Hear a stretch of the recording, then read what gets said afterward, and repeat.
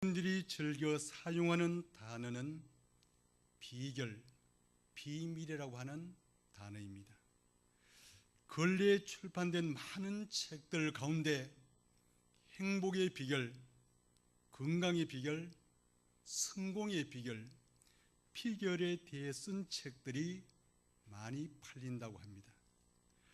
오늘 살아가는 많은 사람들의 관심은 노하우, 즉 비결이 무엇이냐 하는 것입니다. 그 사람이 건강하게 사는 비결이 무엇입니까? 그 사람이 성공하게 된 비결이 무엇입니까? 그 기업이 좋은 제품을 만드는 노하우가 무엇입니까? 많은 사람들이 이런 것들에 관심을 가지고 있다는 말입니다. 비결, 즉 노하우에 대해서 말입니다. 우리가 잘 아는 청량음료 코카콜라는 전 세계 어느 나라에도 들어가지 않는 곳이 없습니다. 미국의 수많은 회사들 제품 가운데 브랜드 네임 1위가 바로 코카콜라입니다. 그런데 이 맛의 비밀을 아는 사람은 그 회사에서 두세 사람에 불과하다는 것입니다. 코카콜라 한 회사의 예산이 우리나라 국가 예산보다도 훨씬 더 많다고 합니다.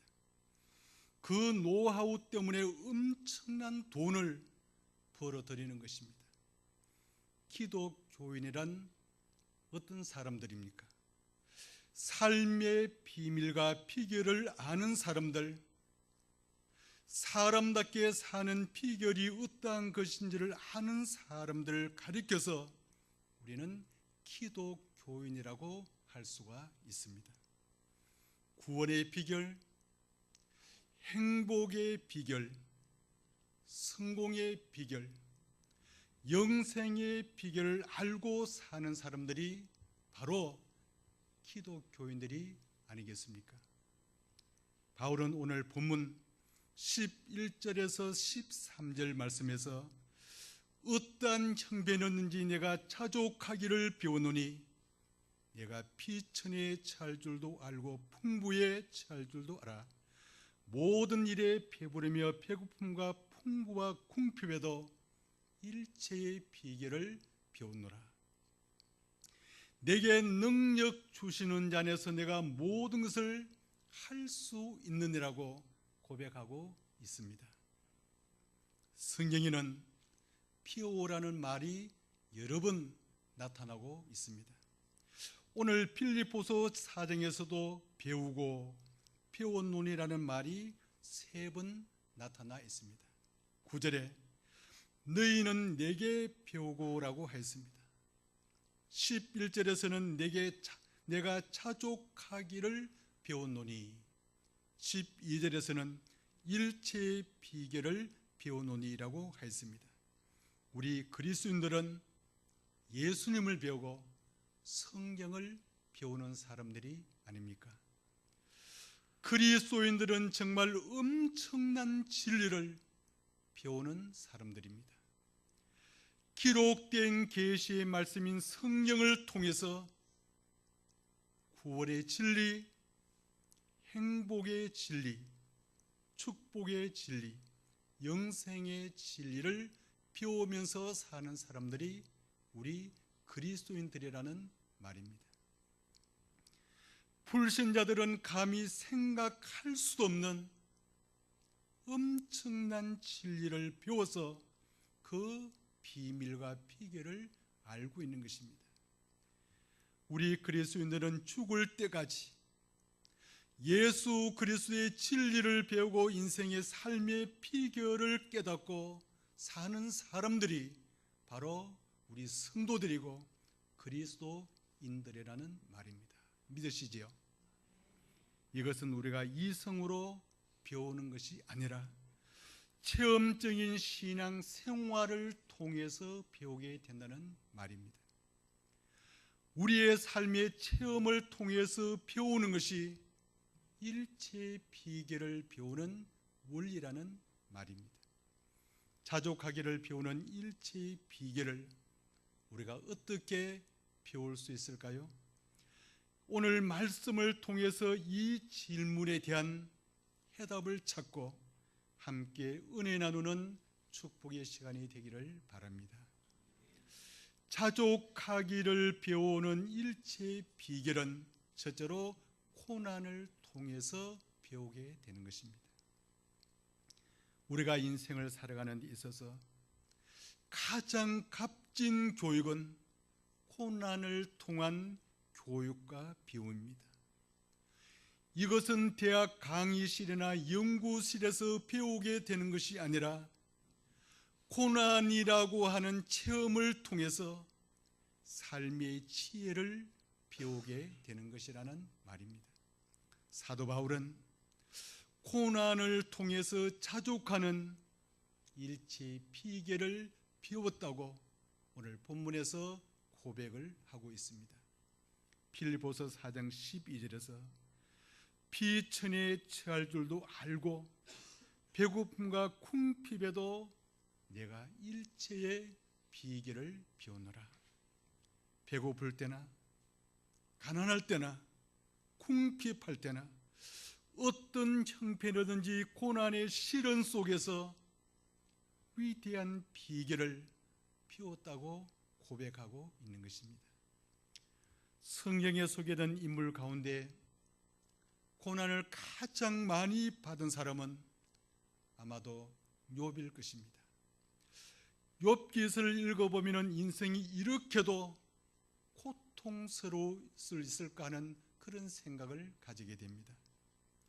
그의 귀한 자녀 10남매가 하루아침에 다 죽었습니다. 양과 소와 모든 육축을 하루아침에 다 잃어버렸습니다. 이뿐만이 아닙니다.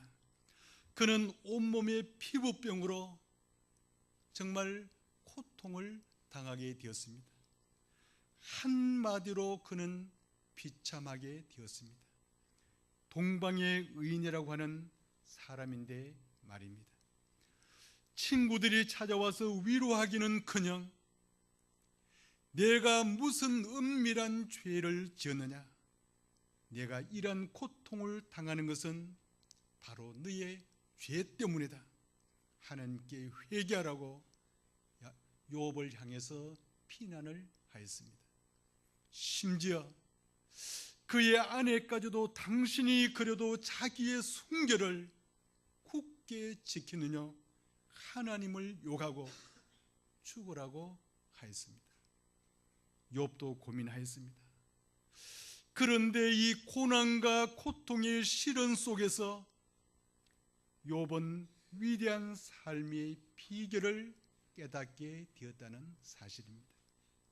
그래서 욥은 욥기 42장 5절에서 내가 주께 대하여 귀로 듣기만 하였사옵더니 이제는 눈으로 주를 배우게 되었나이다 라고 고백을 하고 있습니다. 얼마나 확실한 증거, 확실한 간증을 하고 있습니까? 욥은 고난을 통해서 이 비밀을 깨닫게 되었다는 말입니다. 옛날 우리 부모님들은 많은 교육을 받지를 못했습니다. 그런데 살아가는 모습을 보면 얼마나 지혜롭게 사시는지 모릅니다. 가난과 기근, 압제와 전쟁 같은 고난과 고통을 통해서 삶의 지혜, 삶의 비결을 우리 부모님들은 배우게 된 것입니다. 바울이 위대한 사도, 위대한 전도자가 될 수 있었던 것은 그가 무슨 바리새인의 교육을 철저하게 받았기 때문에 위대한 전도자가 된 것은 아닌 것입니다. 오직 고난을 통해서 일체의 비결을 배우게 되었다는 말입니다. 바울은 말하기를 그러므로 이 보배를 질그릇에 가졌으니 내가 사방에 우겨쌈을 당하여도 두려워하지 않는 것은 이 고난을 통해서 위대한 비밀과 비결을 깨닫게 되었기 때문이라고 그는 고백을 하고 있습니다. 바울은 그리스도를 전가하다가 여러 번 차지 못하고 주리며 목마르고 여러 번 춥고 굶고 헐벗는 생활을 하였습니다. 뿐만 아니라 옥에 갇히기도 하고 매도 수없이 맞고 여러 번 죽을 고비를 넘겼습니다. 정말 그는 엄청난 고난과 고통을 받았습니다. 온몸에 예수의 흔적을 가졌습니다. 이러한 고난과 고통을 통해서 바울은 일체의 비결을 배우게 되었고 위대한 사도가 될 수 있었다는 말입니다. 믿으시기를 바랍니다. 고린도서 12장에 보면은 바울은 자신에게 찌르는 가시가 있다고 했습니다. 그는 이 찌르는 가시를 위해서 기도했지만은 하나님 그분께서는 고쳐주시지를 않았습니다. 나중에 그는 이 찌르는 가시가 내게 은혜로구나, 내가 강할 때 약하게 하시고 연약할 때 은혜가 자고하지 않기 위해서 이 가시가 있는구나라고 그는 고백을 하고 있습니다. 여러분에게 찌르는 가시가 있습니까? 아마 누구에게나 크고 작은 가시가 있을 것입니다. 가시 없는 가정이 없고 고난이 없는 가정이 없다는 그런 말이 있습니다.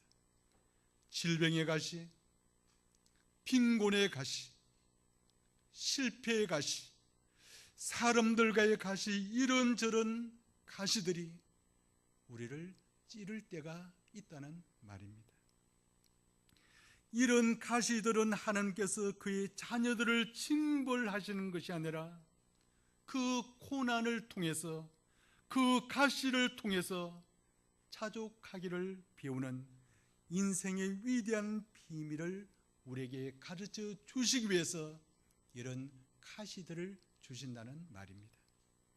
고난이 그 당시에는 괴롭고 고통스럽지만은 지나고 난 후 돌이켜 보면은 하나님의 비밀과 비결을 깨닫게 되는 것입니다. 우리가 당하는 여러 가지 고난을 통해서 하나님 그분의 계획과 섭리를 깨닫고 일체의 비결을 배우시는 축복의 여러분들이 다 되시를 축원합니다. 하나님의 이런 비밀이 있습니다. 비결이 있다는 말입니다. 자족하기를 배우는 놀라운 은총이 있다는 말입니다. 하나님의 숨은 비밀이 있는 것을 믿으시는 여러분들이 되시를 바랍니다. 일체의 비결은 두 번째로 헌신과 희생과 충성을 통해서 우리가 배우게 됩니다. 교회 역사에 등장하는 인물 가운데 아마 사도 바울만큼 하나님의 일을 많이 한 사람도 드물 것입니다. 사도 바울은 다메섹 도상에서 사망 권세를 이기시고 부활하신 주님을 만난 후에 곧바로 예수 그리스도의 포로가 되고 말았습니다. 몸만 포로가 된 것이 아니라 그의 사상이나 이상이나 목적까지 예수 그리스도의 포로가 되었다는 말입니다. 바울은 예수 그리스도가 자기 인생의 유일한 목적이 됨을 알고 난 후에 세상적인 모든 것을 배설물로 여기고 버렸다고 하였습니다. 바울은 빌보서 3장 8절에서 모든 것을 잃어버리고 배설물로 여김은 그리스도를 얻기 위함이라고 하였습니다. 자신에게 가장 귀하고 가장 소중한 것을 다 잃어버렸어도 예수 그리스도를 소유한 사람은 정말 행복한 사람이고 축복을 받은 사람임을 믿으시길 바랍니다. 오늘 이 자리에 앉아 계시는 여러분들은 모두가 예수 그리스도 그분을 소유한 사람들입니다. 정말 행복한 사람이고 정말 축복을 받은 사람들이 아니겠습니까? 바울은 목적이 분명한 사람이었습니다. 바울은 그의 서신 로마서 11장 36절에서 이는 만물이 주께로서 나오고 주로 말미암고 주에게로 돌아감이라고 하였습니다. 예수 그리스도가 모든 인생의 원인자요 주장자요 목표가 된다는 말을 일러주는 말입니다. 바울은 그의 서신 여러 곳에서 예수 그리스도가 자기 인생의 목표요 목적이 됨을 우리에게 분명하게 일러주고 있음을 보게 됩니다. 히브리서 기자도 성도에게 있어서 그 다름질의 목표가 다름 아닌 예수 그리스도 그분임을 우리에게 밝히고 있습니다. 히브리서 12장 2절에 믿음의 주요 또 온전케 하시는 인 예수를 바라보자라고 말씀하고 있습니다. 예수 그리스도가 우리의 삶의 목표가 되고 목적이 되어야 함을 일러주는 말입니다. 우리는 교회 안에서 자기 인생의 목표와 목적이 서로 다른 두 부류의 교민들을 만나게 됩니다. 한 부류의 사람은 사도 바울처럼 예수가 자기 인생의 목표요 목적으로 살아가는 성도들이 있다는 말입니다. 다시 말하면 예수가 자기 인생의 목적이 되고 자신의 모든 것은 예수 그리스도 그분을 위한 도구요 수단으로 사용하는 사람입니다. 왜 공부를 하십니까? 내 인생의 목표가 되고 목적이 되시는 예수 그리스도 그분을 위해서 내가 공부를 하는 것입니다. 왜 결혼을 합니까? 두 사람이 혼자보다는 결혼을 해서 두 사람이 힘을 합쳐 주의 일을 더 잘 감당하기 위해서 결혼을 하고 자녀를 낳는 것입니다. 왜 사업을 하십니까? 주님의 몸된 교회를 더 잘 섬기고 주의 일을 더 잘 감당하기 위해서 열심히 일을 하고 사업을 하고 돈을 버는 것입니다. 내가 공부하고 결혼을 하고 사업을 하는 이 모든 것이 주의 일을 더 잘 감당하기 위해서 주님을 기쁘시게 해드리기 위해서 하나님 그분께 영광을 돌려드리기 위해서 공부를 하고 직장 생활을 하고 결혼을 하고 사업을 하는 것입니다. 믿으십니까? 이런 목적과 목표가 뚜렷해야 한다는 말입니다. 하나님께 영광을 돌려드리는 것이 삶의 목적이 되고 그분께 영광을 돌려드리기 위한 수단으로 자신을 비롯해서 자신의 모든 것이 존재한다는 말입니다. 이런 고백이 있어야 할 줄 믿습니다. 다른 한 부류의 사람은 자기가 목적이고 예수 그리스도는 자기의 목적을 이루기 위한 수단으로 살아가는 사람들이 있습니다. 왜 공부합니까? 출세하기 위해서 공부합니다. 왜 결혼을 하고 자녀를 낳습니까? 내가 이루지 못한 꿈을 자녀를 통해서 그 꿈을 이루기 위해서 결혼을 하고 자녀를 낳고 양육을 하는 것입니다. 왜 사업을 합니까? 돈을 많이 벌여서 좋은 집을 사고 좋은 자동차를 사고 노후에 편안하게 살기 위해서 사업을 하고 돈을 버는 것입니다. 왜 교회에 다닙니까? 우리 가족이 건강하고 아이들이 좋은 대학에 들어가고 사업이 잘 되고 집에 우환이 없고 복을 받기 위해서 교회에 다닙니다. 이런 신앙은 기복적인 신앙인 것입니다. 이런 사람은 자기를 위해서, 자기 목적 달성을 위해서 교회가 필요하고 예수가 존재하고 필요하다고 생각하는 사람입니다. 이러한 사람은 평생 동안 교회를 다녀도 예수 그리스도를 바르게 믿지를 못한 사람입니다.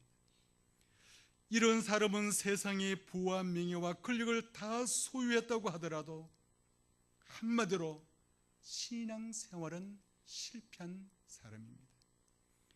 인생의 가장 중요한 목표와 목적이 잘못되었기 때문에 그렇습니다.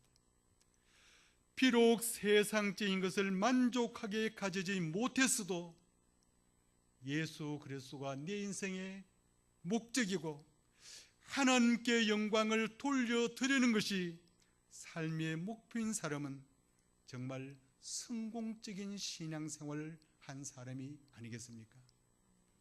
바울은 너희는 먹든지 마시든지 무엇을 하든지 다 하나님의 영광을 위해서 하라고 하였습니다. 그는 살아도 주를 위하여 살고 죽어도 주를 위하여 죽는다고 하였습니다.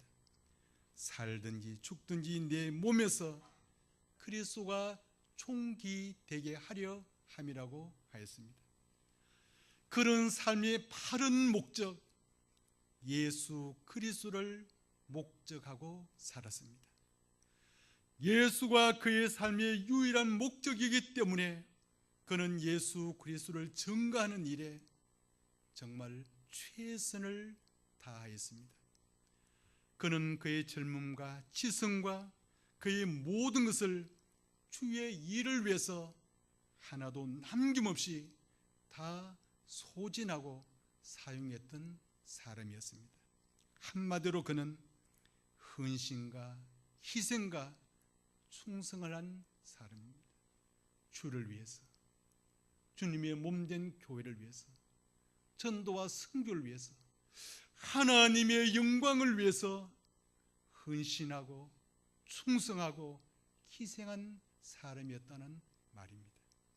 그렇기 때문에 바울은 남이 알지 못하는 일체의 비결을 배우게 되었습니다. 사랑하는 아내에게 사랑을 베풀고 행복을 느껴본 사람 외에 다른 사람은 그 행복의 비결을 알지를 못하는 것입니다. 마찬가지로 예수 그리스도를 목적하고 주님의 몸된 교회를 위해서, 주의 일을 위해서 충성하고 헌신하고 희생을 해본 사람 외에는 그 비밀과 비결을 알 수가 없는 것이죠. 그렇지 않겠습니까? 하늘의 밀이 땅에 떨어 죽어야 30배, 60배, 100배의 결실을 맺게 되는 것입니다. 밀은 배핵과 살찜으로 이루어져 있습니다. 살찜이 썩어서 에너지를 방출해야만이 배핵에서 싹이 나고 열매를 맺게 되는 것입니다. 죽음을 통해서 생명이 잉태된다는 말입니다. 자기 희생을 통해서 많은 열매를 맺게 되는 것입니다. 가정에도 교회도 마찬가지입니다. 희생하는 사람이 있어야 그 가정이 반듯하게 서고 이 교회에서도, 이 공동체에서도 봉사하고 충성하고 희생하는 사람이 많이 일어나야만이 교회가 든든히 서게 되는 것입니다. 믿으십니까? 성도 여러분, 일체의 비결을 배우시기를 바랍니다.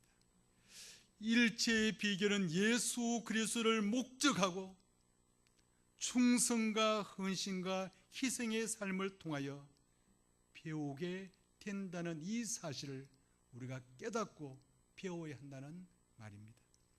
바울은 디모데후서 4장 7절과 8절에서 내가 선한 싸움을 싸우고 나의 달려갈 길을 마치고 믿음을 지켰으니 이제 후로는 나를 위하여 의의 멸관이 예비되어 있다고 고백하고 있지 않습니까? 예수 그리스도를 목적하고 최선의 삶을 산 사람만이 이런 고백을 토해낼 수 있다는 말입니다. 여러분들이 예수 그리스도를 목적하고 주의 일을 위해서 봉사하고 충성하고 희생하는 이 모든 것들은 결코 맹목적인 일이 아니라는 사실입니다. 여기에는 부름의 상이 있다고 했습니다. 바울은 빌립보서 3장 14절에서 하나님이 위에서 부르신 부름의 상을 위하여 나는 날마다 쫓아가노라고 하였습니다. 여기에서 부름의 상은 믿음을 가지고 산 결과 얻어지는 하나님 그분의 축복이라는 사실입니다. 이 부름의 상은 하나님께 대한 헌신과 충성과 선행으로 얻어지는 생명의 면류관이요 의의 면류관이요 영광의 면류관이요 썩지 아니할 면류관이라는 말입니다. 이런 부름의 상은 아무에게나 주어지는 그런 상이 아닌 것입니다. 죽음을 통해서 생명이 잉태되고 자기 희생을 통하여 많은 열매를 맺듯이 성도가 신앙의 경주장에서 예수 그리스도 그분만을 바라보고 교회 생활을 통해 축도로 충성한 결과 얻어지는 극지의 보상이라는 말입니다. 이런 축복이 하늘문 교회 성도 여러분들 모두에게 충만하기를 축원합니다.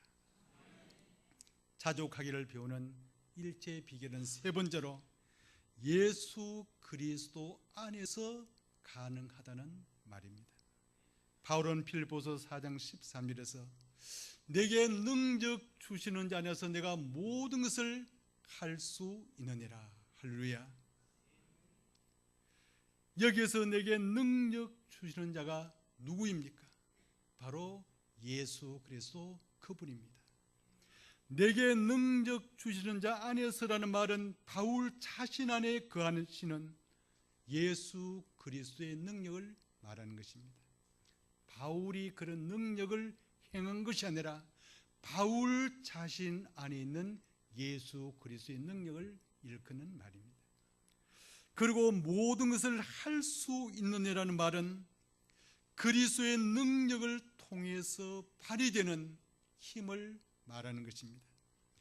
모든 능력의 근원은 예수 그리스도께 있기 때문에 그분 안에서 모든 것을 할 수 있다는 말이 아니겠습니까? 그래서 바울은 예수 그리스도께서 필요한 모든 것을 채워주시는 지혜와 힘의 원천이 됨을 알았습니다. 어떤 환경에 처하든지 그리스도께서 승리할 수 있도록 능력 주실 것을 믿었다는 말입니다. 인생의 생각이 아무리 훌륭해도 하나님의 생각과 접목되지 않으면 아무것도 할 수가 없는 것입니다. 이 사실을 믿으시길 바랍니다. 내가 아무리 지혜롭고 좋은 계획을 가지고 있지만은 하나님의 생각과 내 생각이 접목되지 아니하면은 우리는 아무것도 할 수가 없습니다. 요한복음 15장 5절에 나는 포도나무다. 너희는 가지다. 저가 내 안에 내가 저희 안에 있으면은 이 사람은 많은 과실을 맺나니 나를 떠나서는 너희가 아무것도 할 수 없느니라. 믿으시죠?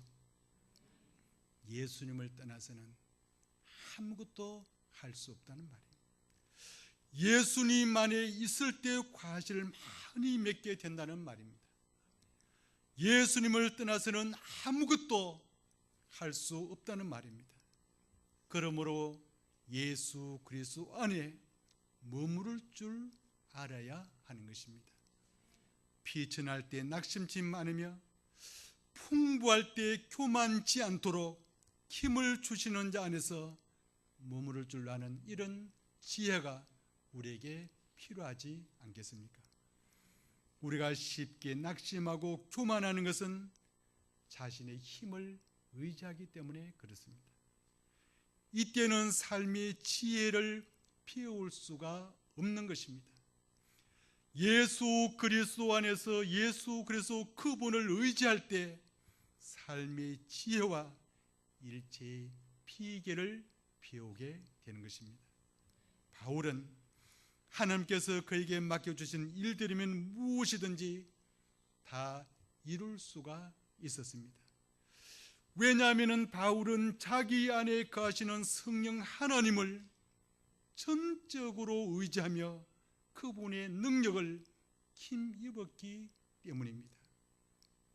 바울에게 있어서 예수 그리스도는 필요한 모든 것을 채워주시는 지혜와 용기와 부유한 원천이 되었기 때문에 그렇습니다.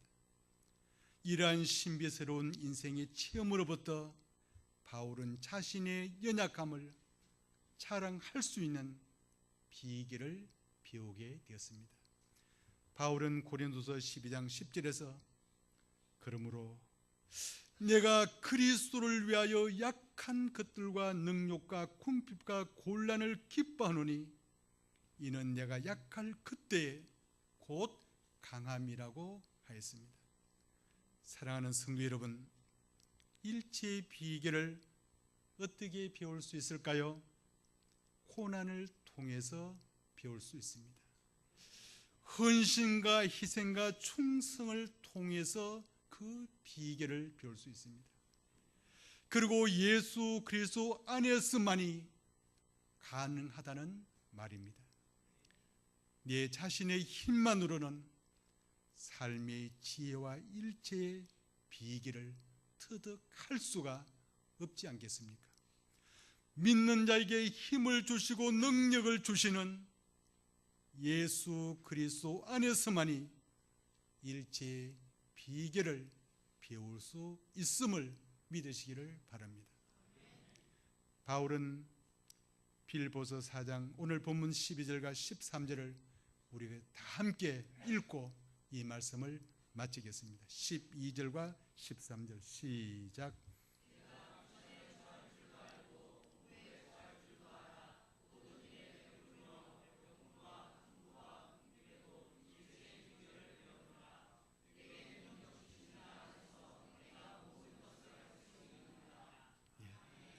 내가 비천에 처할 줄도 알고 풍부에 처할 줄도 알고 모든 일에 배부름에 배고픔과 풍부와 궁핍에도 일체의 비결을 배우노라. 내게 능력 주시는 자 안에서 내가 모든 것을 할 수 있느니라. 이 말씀이 저와 여러분의 삶을 지배하는 귀한 능력의 말씀이 되기를 주님의 이름으로 축원합니다.